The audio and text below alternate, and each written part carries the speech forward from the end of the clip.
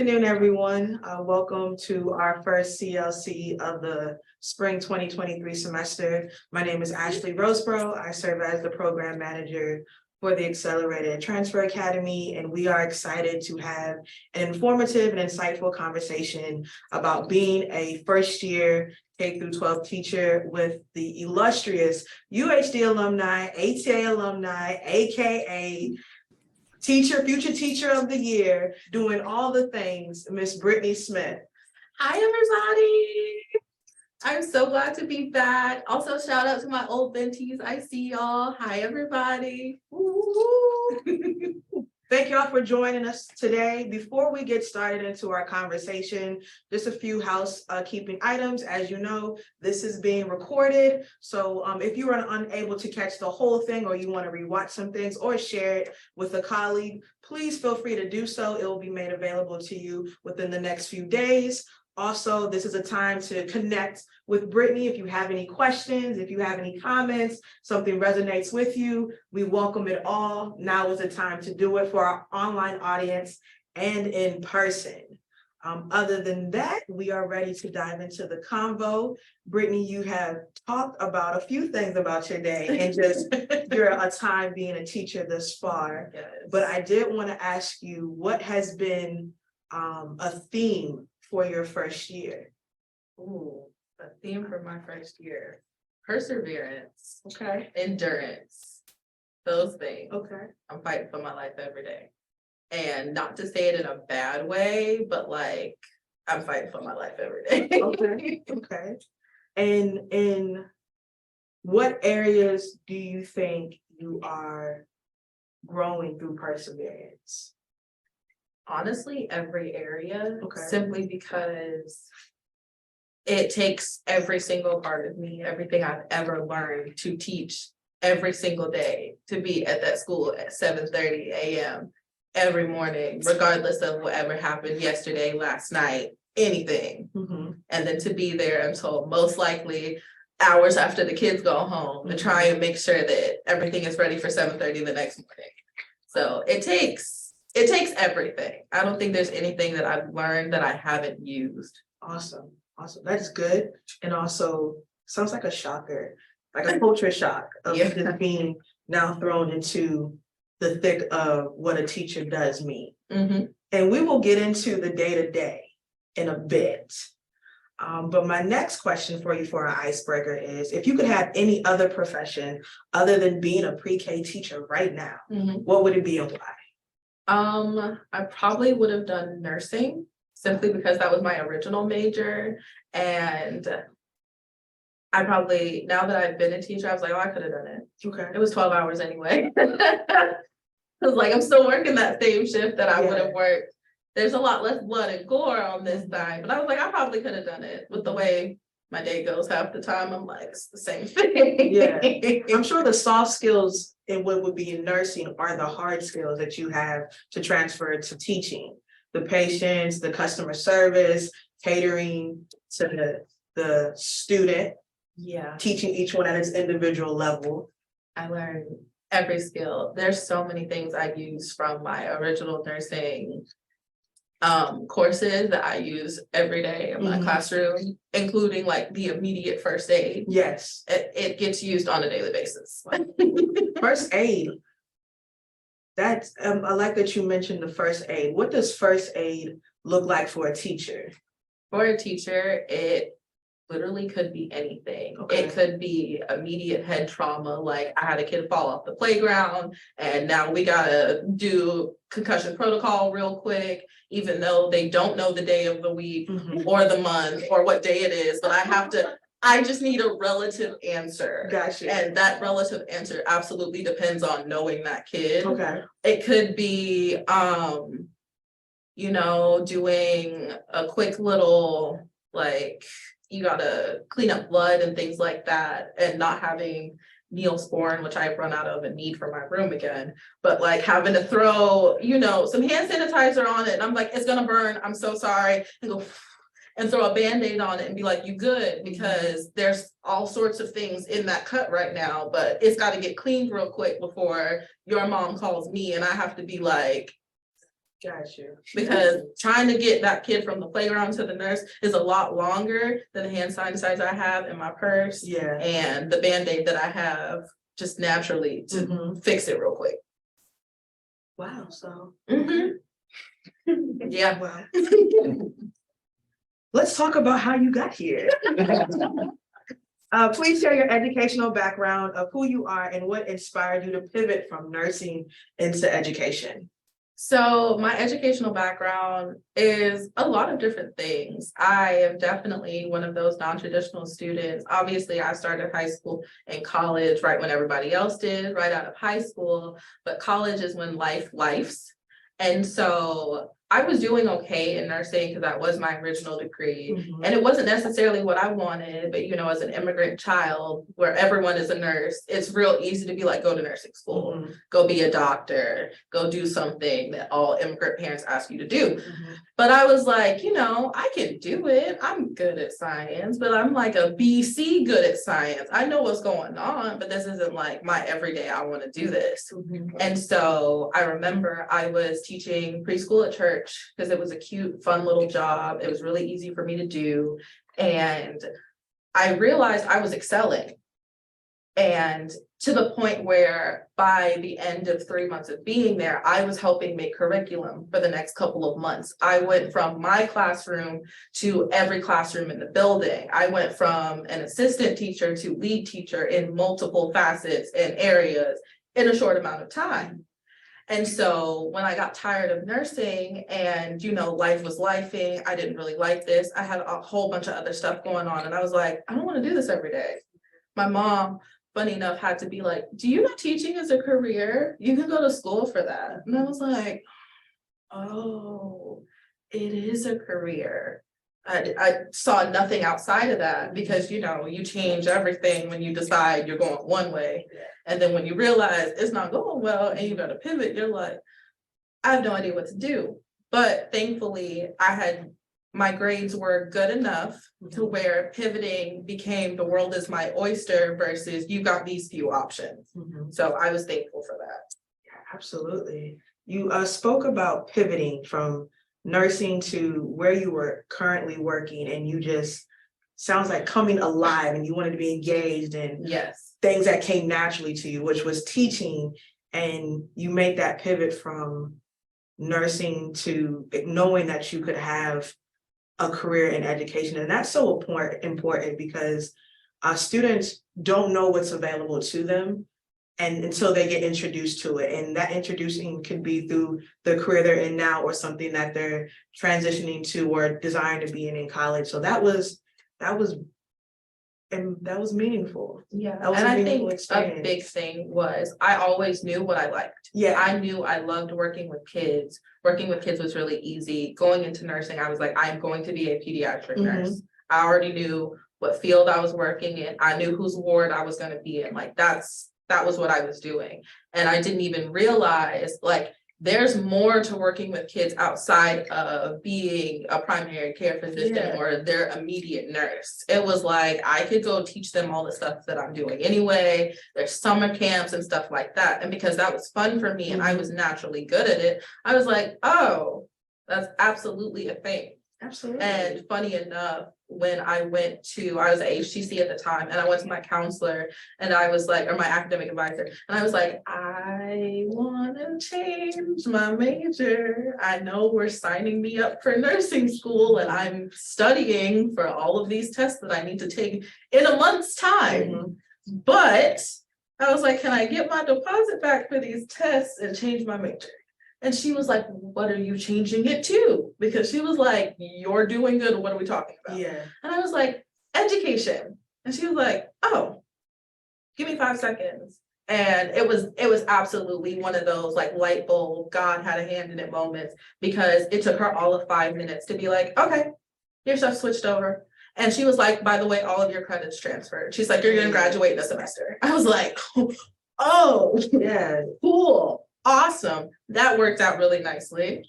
And so once I pivoted to education, everything like fell into place. It was like everything, all of my talents, it was just like there. And I was like, oh, cool. This is what purpose feels like. Awesome. Absolutely. Shout out to purposeful pivots. If anyone in the audience is pivoting right now, whether you left one industry to go to another one, or you're pivoting where you are right now, drop it in the chat. We want to hear your stories as well, your commentary as well. And shout out to your purposeful pivot also. Absolutely. And even if it isn't easy, your purposeful pivot is still purposeful, because sometimes you need the bumps in the road to figure out what the purpose was. So even if it isn't easy, pivot anyway. Absolutely. Just do it. We have I see the comments, I see the screen popping up with the chat. So I'm gonna pass it to Deontay. Any questions, comments? Yeah, so it looks like we have from Carla Falcon. She is actually in nursing right now and says she left that field to go into business. Wow. Mike Guarado, he saying that he has a BA in communication. What would be needed to become a teacher? Any additional courses or certificates? Would I be a teacher assistant? I guess assuming first. Okay, so to answer that question, because that's something I did in my time here, which I know we're gonna talk about in a second. It honestly depends on what your current degree is right now and what's transferable. A lot of things are going to be transferable, specifically into your category of classes that you don't necessarily need to take, but they're just there for like the extra credits and stuff. Those will probably transfer really easily. And even if you have to take like some additional classes, because there are certain things you have to take, like early childhood and the statistics for childhood and just different stuff like that. So there are like core courses that you're gonna have to take, but you can add in those extra ones and they won't necessarily throw you off too much. And the soft skills that you have from communications are definitely going to help you, so you'll probably excel really fast. As far as the certificates you'll need, depending on how close you are to finishing your degree, if you're almost done, instead of trying to change your whole degree, I would go ahead and graduate with your communications degree and then go for an alternative teacher certification, because they can use more of your credits, and then you're just taking the core courses and doing some observation, so that way you can get that certificate. If you're not almost done and you want to go ahead and change, then I would change, and the advising center will tell you where you need to go, depending on what age group you want to teach. Great question, Mike. Keep them coming, y'all. And Mike says, thank you. And then Siegfrieda, also with a communications degree, is just asking, what area can I use that communications degree in education? Everything is communication. The kids, the parents, principals, writing emails, writing your weekly newsletter if you're that kind of teacher, or just sending out your class dojo message, talking in front of the class, talking in front of the community, because you do all of those things as a teacher and they don't tell you that until you get there. You need it. Yeah. You need it all. I wish I had a communications degree, because it probably helped. Is there a class that a teacher can teach specifically for communications in K through 12? No, there's not a specific class. That's one of those trial by fire things. Gotcha. Yeah. But I would always just say, if you have any sort of like professional development, like any sort of professional training of like how you do things in business, or like how you interact with people in a professional environment, use that. Always stay professional, because people will try you every day, including their kids. Yeah. Great question, Siegfrieda. So when you graduated, you sent out something to everyone to decorate your office, your classroom. My classroom, yeah. You also, while you were here, you were hands-on with decorating the classroom. I have two questions for you. What does a day in the classroom look like for you? And the second one is, how do you create a space for learning for your students? So I'm going to start with the second question first, simply because that was something that we got taught. And that's one of those things that as I have started teaching, I realized is completely wrong. And we kind of need to talk about it. So usually when they talk about creating a space, if you're in any educational courses, they always tell you, use certain colors, do this, do that, decorate a certain way. And to be honest with you, especially as a first year teacher, I did all that like hoarding decorations, trying to find stuff, only to not use most of it, except for during craft time, simply because at least in my district, but honestly, most of all, they want your kids to decorate the room. You don't, there's no point in the theme, there's no point in really doing all of that. It's nice to have for when the parents walk in, like for the first day of school, but as far as having all of that up throughout the rest of the year, it's not happening. Okay. It's probably gonna have to come down because there's something that needs to go up for compliance. And to be honest, your classroom should be decorated with your students' work. Real examples, whether it's the best drawing you've ever seen, or the paper is ripped in half and wet with boogers, whatever it may be. That's what needs to be on your wall, because it's their room. Yeah. And honestly, a lot of my new decorations have come from what my kids wanted. They were like, oh, that's so cool, we should make a tree. So I made a tree out of paper and put it up in the room. They were like, we're talking about animals this week, I want to make animal stuff. So I have animal stuff lining my room right now. Our theme for our last unit was farm animals. So we had farm stuff around the room, and you like decorate everything to look like a farm. And you know, that's what happens. So I wouldn't necessarily be worried about creating a space from the beginning, because as time goes on, the space will create itself. Absolutely. As far as what a day looks like for me, every day is different.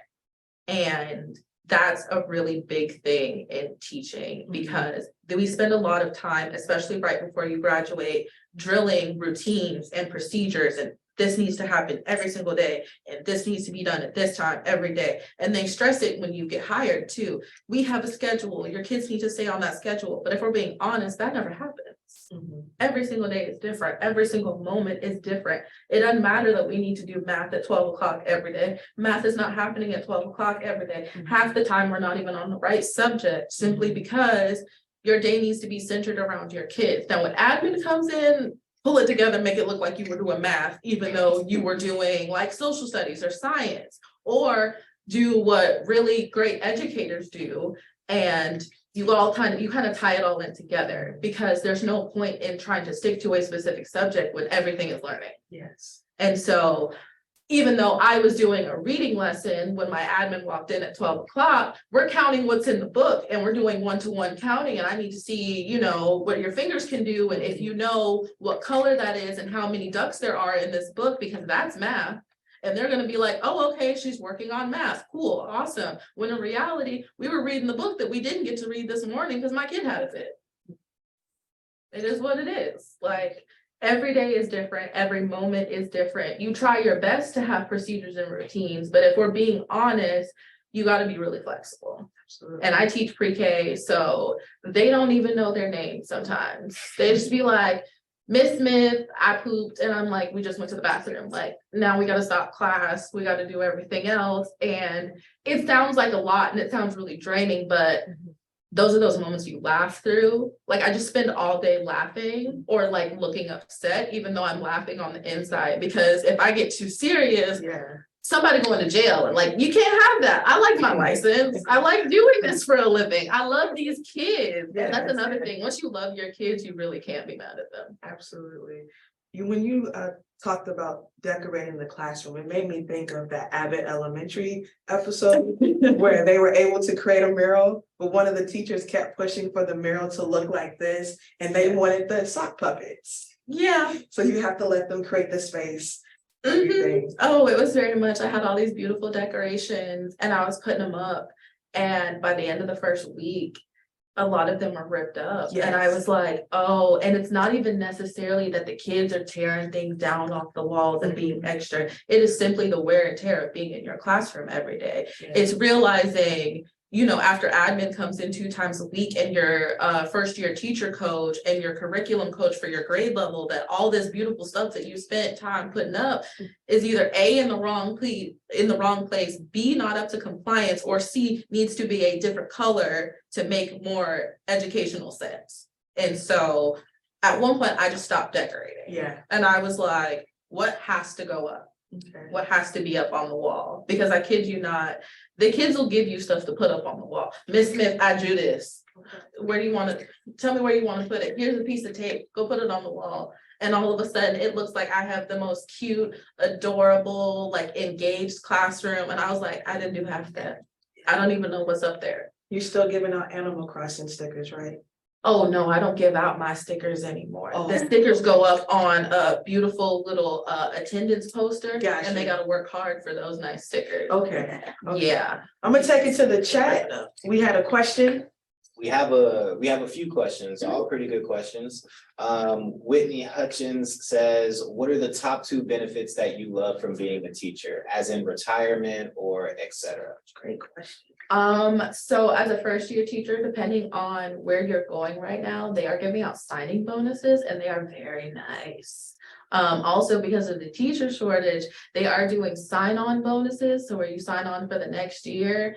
Like here at UHD, when you graduate with your ESL supplement or your bilingual supplement or just any other supplemental certificate that you don't necessarily have to have in the state of Texas, you get a stipend for that. So they about to put my stipend in right now, because I was like, oh, I don't have to take this test. I graduated with this. Yeah. And so that's very nice. Retirement is pretty nice, especially if you're in a district that does TRS, because you're just automatically in it. They take the money out. You don't ever know it wasn't there because you don't see it. So you're like, oh, I have retirement. Whoa, that's cool. I didn't know it was there. Awesome. And then apparently, even if you leave teaching after 5 or so years, that's still in TRS, and it'll just add to whatever other retirement plan you use if you change careers. So I was like, nice. You don't feel it when it leaves your check? Cause I feel it. I feel it. We never saw it. So like, they were just like, hi, you're enrolled in this, it's automatic, it takes out this percentage, but I didn't know what that percentage was, because the way they have it set up, Yeah. that's automatically taken out, so you don't even see that percentage. So I was like, I make more than this for real? Really? And they were like, oh yeah, we just don't tell y'all so y'all don't miss it. And I was like, oh, I'm sure it's a nice percentage, but I'm like, it was never there in the first place. I can't even be matched. Remember they sent me the email, they were like, we're gonna start taking out like 8 or 10% from your paycheck, and I was like, I'm a student worker, what do you think about? Yeah, I was like, I never see it. But for student workers, just a quick shameless plug, if you are working as a student worker now, it goes towards your longevity service when you start working for the state of Texas. Sure does. So you get to rack up that time now. Yes. Yes. I got added to my woo-hoo. Awesome question. Love that. Awesome question. Another question from Whitney, like a follow-up question to Mhm. that was, how many after-school meetings do you usually have to attend? That's so funny. All of your meetings are after school. There's no such thing as a meeting during the day. All of them are after school. All of them. So How many times a week, like? That depends on how well you deal with your parents. We have mandatory meetings every month. Anything after that that's not mandatory is still mandatory. It happens. You still gotta go. yeah. But thankfully, because I'm pre-K, I get to miss half those meetings. And they just pop into my room at random times during the day to be like, oh, by the way, we need this. And I'm Yeah. like, okay, Okay. but it's at least 2 weeks. This one is a little bit more about the career field Mhm. of education, not necessarily just teaching. But Judy Ochoa asks, what type of social work jobs are in education? Everything. Oh. You could be somebody's teacher assistant as a social work major. School social workers, that's a position in itself. You could get an extra certificate and become a counselor, or you don't have to get it and you can just go to a school who desperately needs them, which is like half the schools in the state right now. And you're somebody's counselor. You work for anyone doing any type of intervention. There's so many education jobs for social workers because we desperately need y'all in the field, especially with how COVID affected these kids and their families and us. Like, we all need the social workers. You could flip around and become a teacher if need be, because they're probably gonna put you in the room anyway. The wraparound specialist as well. Yes, wraparound specialists Got you. especially. In higher ed, you just have to have the degree. And the experience, and there's a place for you as well, advising, success coaching, counseling, admissions, financial aid, all these components factor into the whole person and how they navigate life and education in itself. And social work has a unique expertise and skill set to help understand it and help connect students to those different pathways so that they can have access to a quality education as well, not just in the classroom, but in life as well. And I will say, if you do want the school social work position, you will need the master's degree for that one. But Yes. if you want to be like the wraparound specialist or the counselor or to work with the interventionist, you don't necessarily need it. So that's probably one of the places I would start. My sister is also a social worker, and that's where we are pushing her to go. So those are more of the starting positions once you get that degree. But in order to be the school specific social worker, you would need the master's for that. And shout out to all the future social workers out there wanting We love to y'all. do the good work, because it's not, You're needed. it's You're purposeful, needed. yes. Another question from Suso Perez, hopefully I pronounced that first name correct. What resources have you found most helpful in your teaching practice, such as books, websites, or professional development opportunities? Ooh. Y'all on fire with these There's questions. a lot of things. There's a lot of things. There's so many websites. I kid you not, just a Google search to find what you need is literally like, you'll find what you need because there are just so many resources that teachers can use.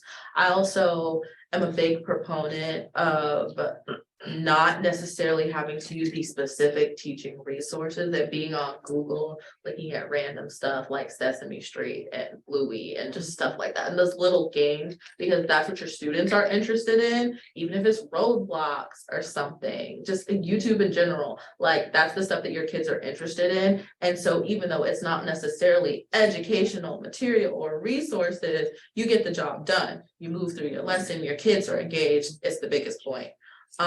As far as specific resources for things like professional development and stuff like that, your district is going to provide a lot of that for you. I don't think I've gotten an email yet where there's not just a professional development opportunity. And it all just kind of depends on what you want to take, what's recommended to you. If you're going into education on the teaching side, you're going to get a coach your first year and they're going to tell you what to take. They're going to be like, hi, you need to take this, you need to do that, because a lot of our professional development is required and they require certain things. So they're going to tell you what you need. You don't have to go find it. And as far as resources, you really don't have to go find that either. But I would say I love anything Sesame Street, and so do my kids, because it is specifically made to be educational, even though it's fun, and we love it in our classroom. That and Gracie's Corner. We love Gracie's Corner in our room. There's also professional development and substituting, because I substitute with Kelly Services, and even we get those same emails of like, hey, here's a professional development. And with substituting, you just need a college degree, but you also get in classroom experience, especially if you're trying to do the alternate Yes. teacher certificate. Substituting will help, and we still get the same professional development emails as well. So those are offered to us for free with that service. So that's Yeah. also, you There's- get that through subbing as well. There's no shortage of professional development. I promise you that. You don't have to go looking for it. It'll find Awesome. you. We have two more. Go for it. Y'all making my job easy. All right, so Whitney chimed back in and asked, since teaching is a mandatory through the week job, how does it work with family emergencies? What's the protocol? So that specifically is going to depend on your admin team, your principal, and what your work environment looks like. Because it is a direct correlation of how much they value you. So in my hiring process, right before I graduated, made sure that when I was interviewing, they interviewed me, but really they were just like, oh my gosh, when can you start? And I was like, hold on. I have all these questions. You interview the schools. You ask them, what does it look like when parents are trying to fight me in the middle of the day? What are y'all gonna do about it? What happens when we have a racial incident? Like, am I gonna be protected by the school? What does that look like?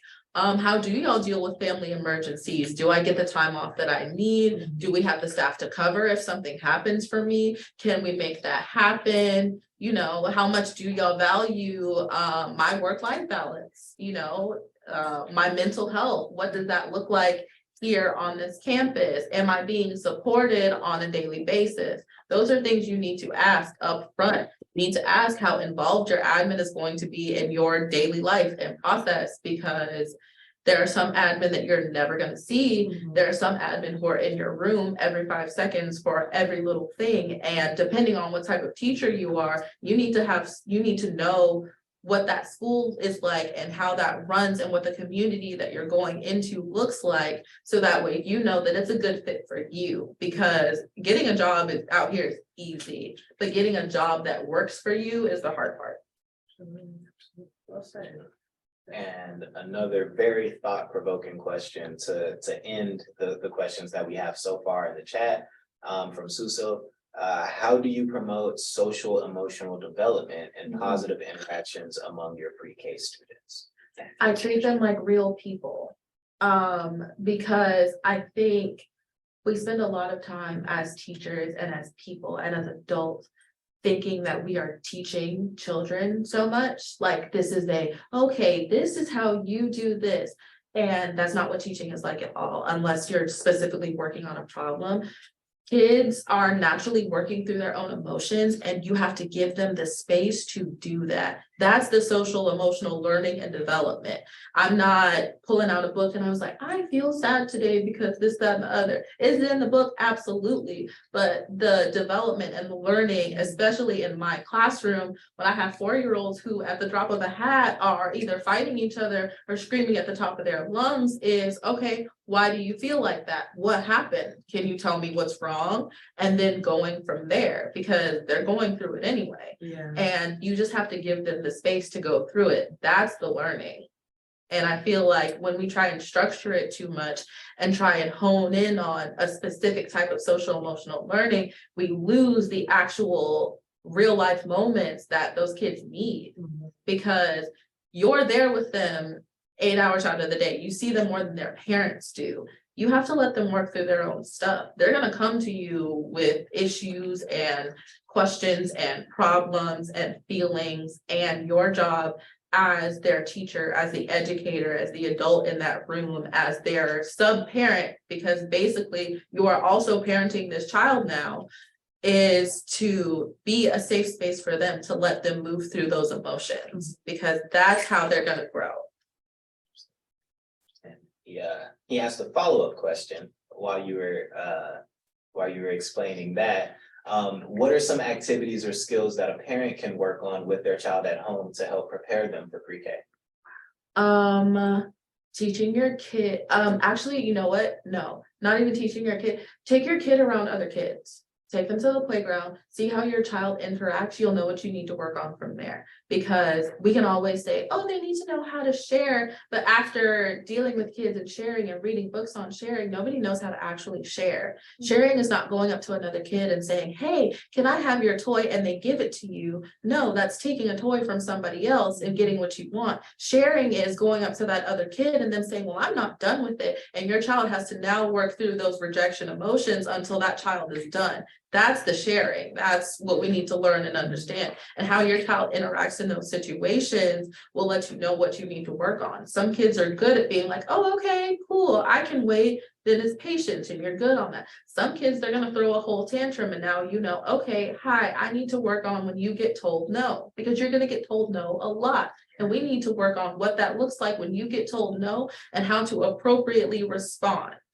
Also, your kid needs to know what to do when they're in a group of other kids during the day, because it's very different from having siblings at home. They can do what they want. At school, it's a very structured environment. Your kid needs to know, okay, I'm getting told no right now, and I have to do something else, even though I'm still upset. They need to be able to work through that.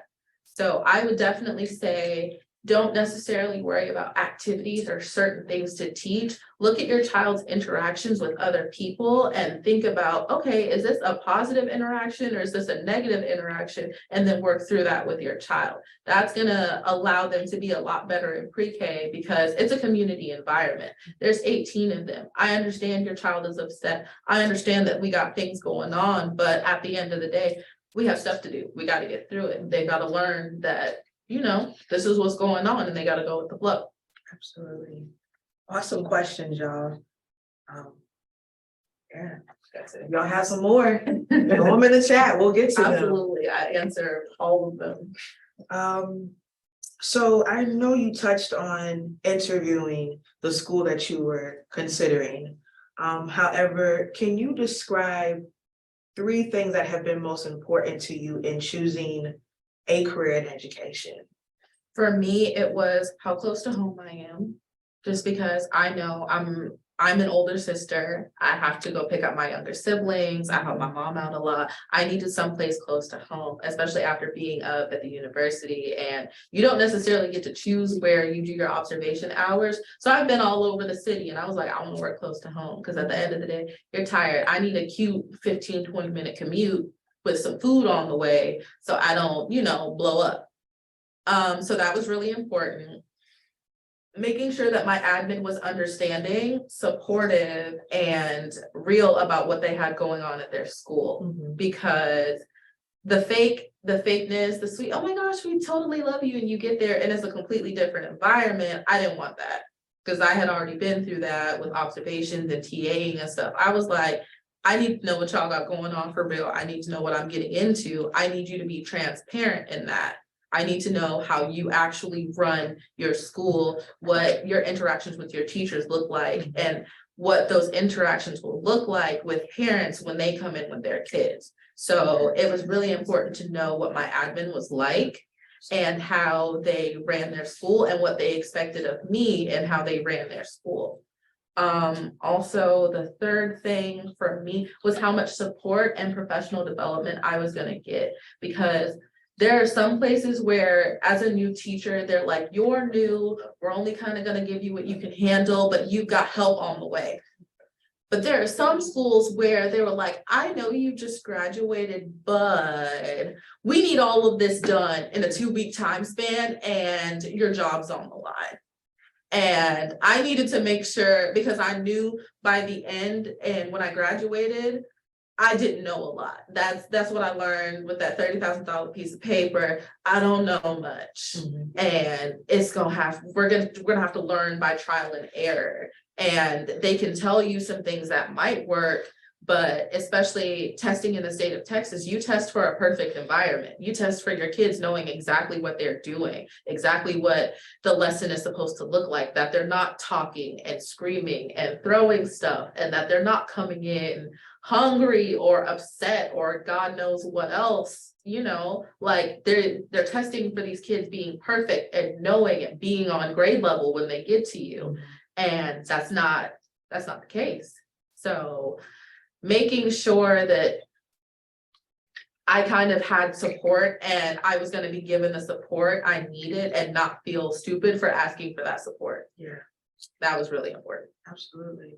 Question in the audience? So my question for you is, what has been like your worst day so far? And what skills did you have to deal with it? And what skills were you missing? And how did you go about that? Oh God, my worst day? Ooh. I feel like, because I've had some bad days and there have been some bad weeks, if I'm gonna be honest. And it's simply because I didn't have the experience to fix it. I didn't know what I needed to know to fix it.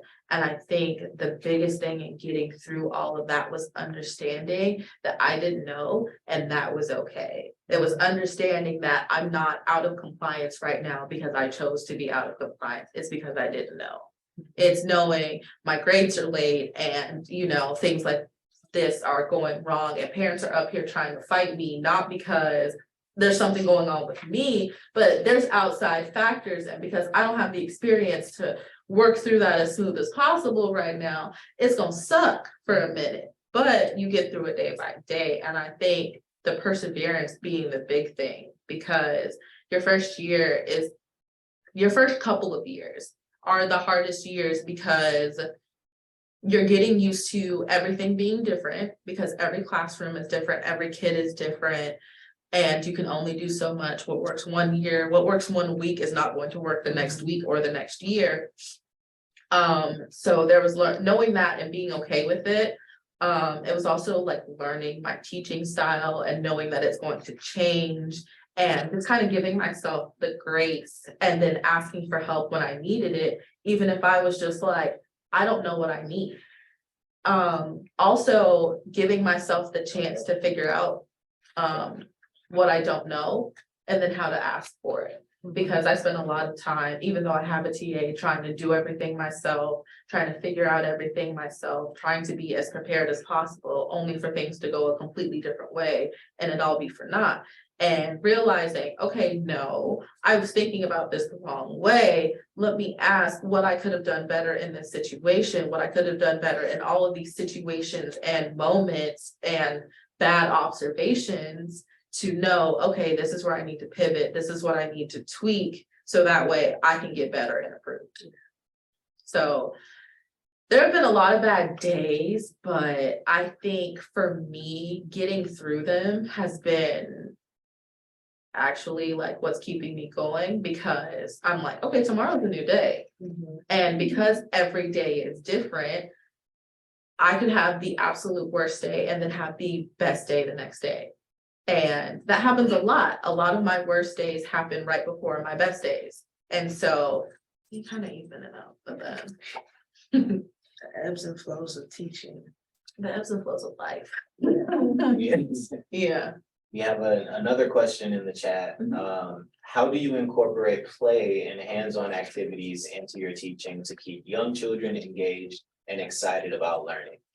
So I don't really have to incorporate it. They do it themselves, and half the time they're really not supposed to, but I kind of gotta let go of the reins, because in order to be a student-centered teacher, which we are all striving to be, and what you should all be striving to do, is you kind of gotta let them explore. You gotta let them make a mess. You gotta let them tear up the card or say it wrong or throw it across the room, because it's technically a whole nother lesson. You threw it across the room, that's weight. Wow, that was so light. Can you throw something heavier? Like, you gotta let it ebb and flow as the day goes.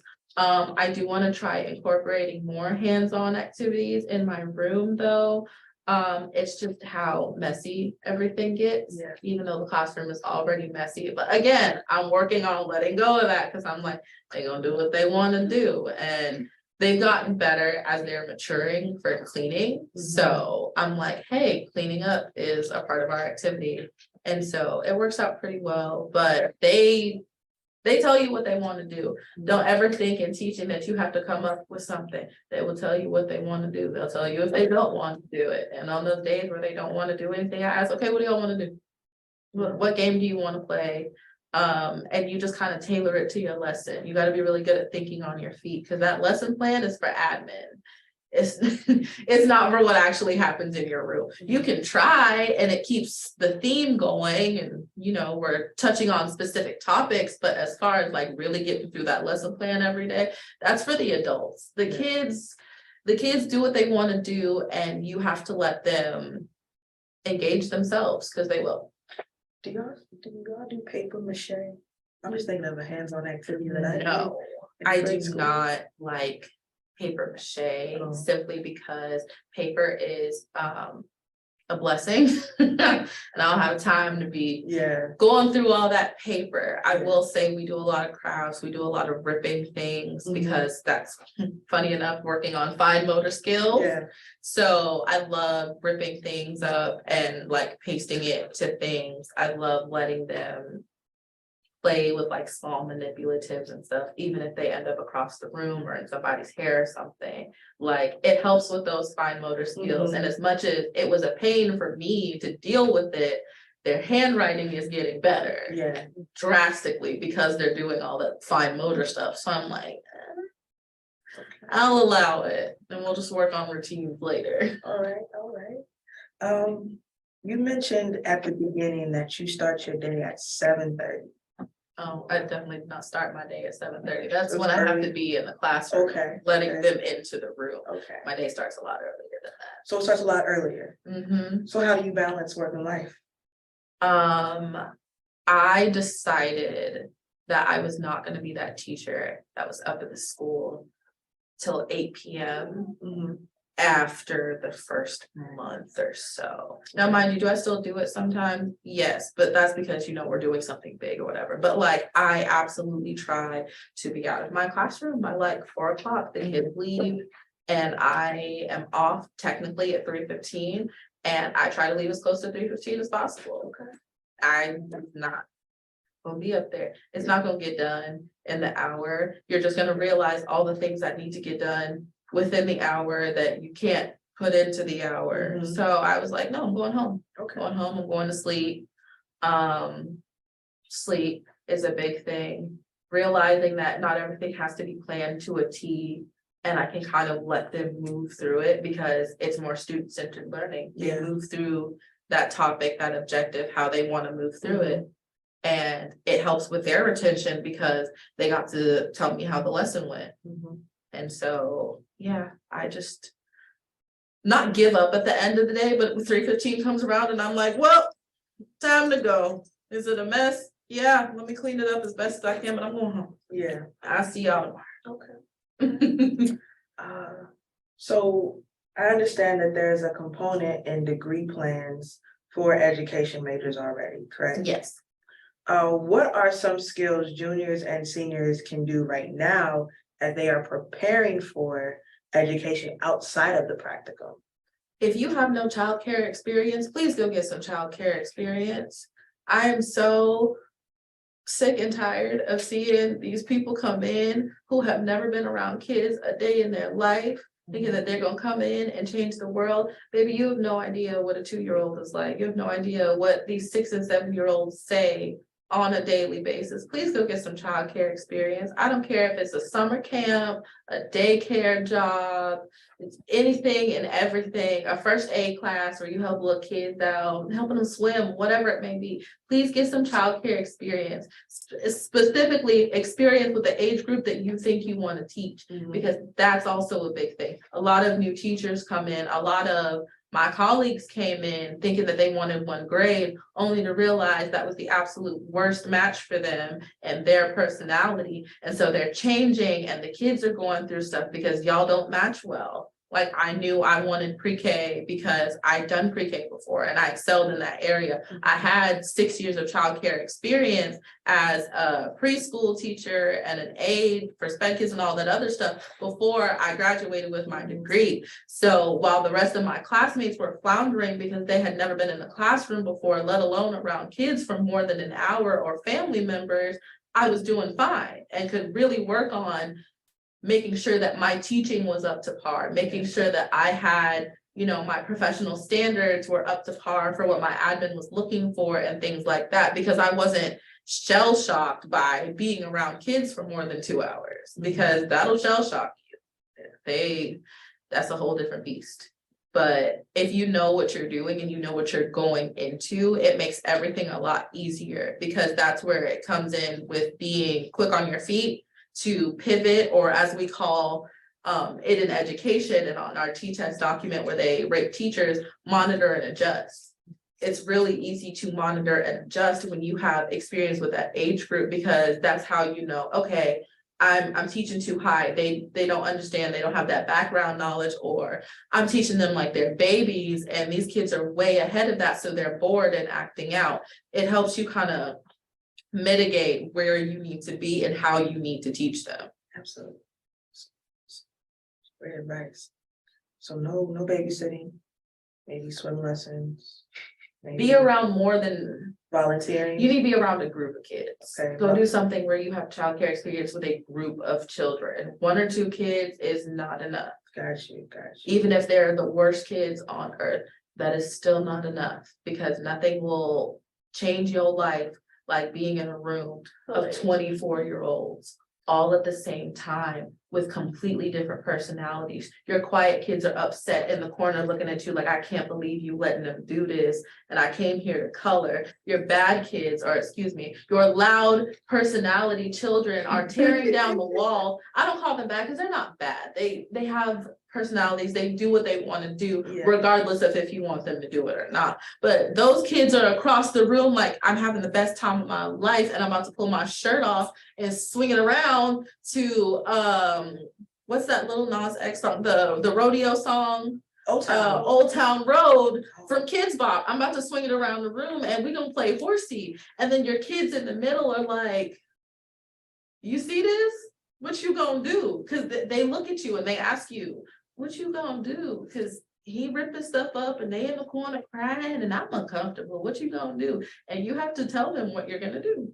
So be around more than 2 kids for hours, get that experience, because you desperately need it. I thought Old Town Road would go over with most of the kids. Oh, they love it, but the problem is some kids like it a little too much. Other kids are like, I prefer to sit in this seat Yes. and listen to the song. I prefer to observe. Okay. We have about 7 to 8 minutes left. Mhm. If we have any questions from our audience, please drop them in the chat. We will get to them. Give Brittney an opportunity to answer any last questions. Of course. If not, I have one more question for you. Mhm. And I'll just take some time to wait till they come. What has been your most proudest moment thus far in teaching? Ooh. So funny enough, even though, like I said earlier, I'm fighting for my life every day, I have really awesome moments that like damn near bring me to tears every single day, just because of like how in tune I am with my kids now. Mhm. There's one student who he does not talk, he don't deal with people, and they were like, he knows nothing, and it's been 3 months and my friend is writing sentences legibly. He is talking to me every now and then. It's not a lot, but it's way more than anybody else has ever heard. And I love that. A lot of my kids have really improved from where they were, Yeah. and seeing that improvement. I love taking pictures in my classroom. So even if I don't send it to their parents or whatever, I have pictures and I show them, I'm like, look what you did. You Mhm. couldn't do that last week. And like, they get so excited. Seeing that makes me the happiest. Yeah. And then of course, like what my observations look like from my first month to now. If you know anything about the TSAT document, there's a score of 1 through 5. 1 is needs improvement greatly, 2 is developing, 3 is proficient, which is where you're like, okay, you teaching and you're doing a great job. Distinguished is like, wow, I can't believe you did that. And 5 is like you're a veteran teacher for 30 years and it doesn't matter what they throw at you, you can tame that kid. And I went from getting nothing but 1s, even though before I graduated, I was getting 4s. And they were like, you're absolutely ready. I was getting 1s. And they were just like, it's kind of like, you know, nothing. And I was like, whoa, shell shock. To now, a couple months later, I'm getting 3s again. And they're like, yep, you've mastered it. You know what you're doing. Your kids are engaged. And it was just like a really proud moment for me, because it sucks when you go from being on your high horse and you're like, I've got this, I know what I'm doing, to getting that first observation and they're like, Yeah. that was horrible. And like, you're new, so we're gonna leave you alone because you gotta get to know them, but that was horrible. And so it really like reminded me, like, I gotta grow every day with them, and it's not all for nothing. Yeah. We're getting somewhere. You're a student as well. You just Yes. sometimes teach. Yes, Sometimes sometimes I teach. just kind of tell them what to do and how to do it. But as far as it goes, we're all in this together. Absolutely. I'm for it just like they are. Right. That's beautiful though. And shout out to the little baby that is trusting you and getting more comfortable with talking to you and just being more vocal in class, because that's a big step. Yes, It's a very big I step. love my babies. Even my friends who end up in the office every week, We try again every day because they're 4. And with your kids, it doesn't matter how old they are, they're a kid. Mhm. They're trying, they're doing the best they can with what they got. They're doing the best with what they come from, because 9 times out of 10, it's not that your kid is a horrible person and doing things to spite you. They're reacting to what they know, how they see it at home, how they get it from their village with people that are taking care of them, how they just naturally react and what their personality or temperament is like. And we have to be mindful of that as not only teachers, but like as adults, like Yeah. when these kids are acting out a certain way, like we have to remember COVID affected them way worse than it did us, because that's, you know, interactions that they didn't get. Mhm. That's development that they could not get simply from not being around people. Yeah. And then they feel grief, pain, and sorrow, and all those things that we feel the same way we feel it, but it's even bigger for them, because as an adult, you can think outside of that. For a kid 18 and under, that grief is the most important thing to them. For my 4-year-old, I took a cookie that they're horrible for the rest of the day, because they're like, you took that from me, and that was the only thing I wanted, and it's the only thing I've ever wanted in my life. Ever. At this moment, I wanted that cookie so bad I could kill you. And like, sometimes they say stuff like that. And I have to remember, like, yeah, at 4, like I was real upset when my teacher took my cookie, and they remember it for like years. So like, you have to remember, those kids are really feeling, Mhm. they're really feeling it. It's all or nothing with them. And so taking that into account, I have to remember, like, we got to start over every day. I have to remember, I can't be super mad at you right now, because this is the best you can give me. Yeah, absolutely, absolutely. Just think about the times teachers took cookies from me, you know? Exactly. Like, it's stuff you think about for Never years. had a teacher take a cookie. That's such a weird. And, you know, sometimes my friends now tell me, hey, you shouldn't probably eat those cookies, cause you know, and you know. And it hits that little core memory, and you're like in the 3rd grade, and Miss Brown took my cookie because I wasn't paying attention. And now every time somebody tells me I can't have a cookie, I think about that. And you don't think it's that important until somebody talks to you years from now, when you're like a veteran teacher, and they're like, I was in therapy for that. And you're like, okay. Cause I took your cookie. Listen, it's Okay. bigger than that, okay? Then it's so much bigger than that. Yes. And you have to remember that when they are screaming and throwing a tantrum in the middle of an observation that is that big to them. Absolutely, It's that big. absolutely. Well, Brittney, thank you so much. Though our time is coming to an end, I would love for students to be able to connect with you after. So Absolutely. where can they find you, where they can they connect with you? I'm on LinkedIn, I'm on Instagram, I'm on Yo Mama's Facebook. I have Mothers have taken over. email. My personal email is Brittney Smith 411 at Gmail. Email me anything and I will help you out.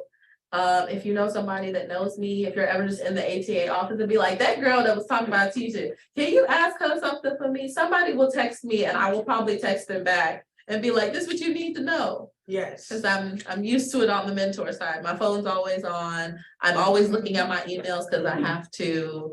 And yeah, just reach out, connect with me. I'd love to help. I'm doing that right now with a couple of other teachers. So like, tell me anything you want to know and I'll tell you what it's actually like. Absolutely. And we will share Brittney's contact information with you all as well, so that you guys can, you all can stay connected. Also, if you are interested in learning about the principal level of teaching and the coaching level and teaching as well, please check out some of our previously recorded CLCs.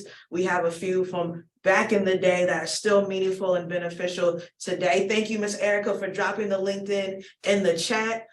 We would love for you all to engage with those, share this event with a colleague, rewatch it again. There was a lot of gems in this one. So thank you all for your questions, for your time, for your engagement. Thank you, Brittney, for your experience, for being who you are and the Abbott of elementary that we know right now. That show is very accurate, by the way. It is extremely extremely accurate. If you ever want to know what teaching is like, please watch Abbott Elementary. I promise you, that's what I'm going through 90% of the time. You are most, well, yes, I'm actually gonna go watch an episode when I get home.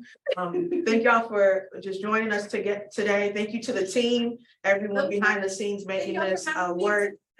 Y'all be safe, take good care. Happy Earth Day. See you next week for our health and healthcare info technology CLC on Tuesday from 3:30 to 4:30 with Mark Cox. He is now working with MD Anderson. He's a UHD ATA alumni. He does IT for MD Anderson. So check us out next Tuesday. Until then and in between time, see y'all soon. Bye, Bye. everyone.